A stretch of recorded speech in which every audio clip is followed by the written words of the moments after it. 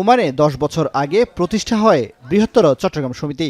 নানা পেশার প্রবাসীদের নিয়ে প্রতিবছর এই দিনে সংগঠনটি চট্টগ্রামের ইতিহাস, ঐতিহ্য ও সংস্কৃতি উপস্থাপনার লক্ষ্যে আয়োজন করে মেজবান। নতুন প্রজন্মের মাঝে দেশপ্রেম জাগাতে এই আয়োজন বেশ গুরুত্বপূর্ণ হয়ে ওঠে, যেখানে আছে শিশু কিশোরদের খেলাধুলা ও পিঠাপুলিরও আয়োজন।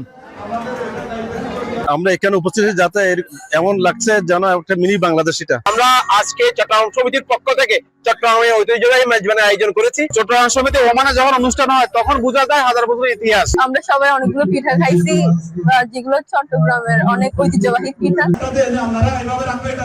বিদেশের মাটিতে এই আয়োজনের মাধ্যমে ক্লান্তির মাঝে খানিকটা স্বস্তি খুঁজে পান অনেকে। একইভাবে আয়োজকরাও তুলে ধরার সুযোগ পান তাদের কার্যক্রমের নানা গল্প।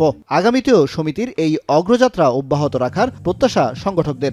চট্টগ্রাম সমিতির উদ্যোগে প্রায় আমরা 400-র কাছাকাছি মৃতদেহ, আমাদের প্রবাসী ভাইদের, রেমিটেন্স যোদ্ধাদের মৃতদেহ দেশে প্রেরণের ক্ষেত্রে আর্থিক সহযোগিতা দিয়েছি।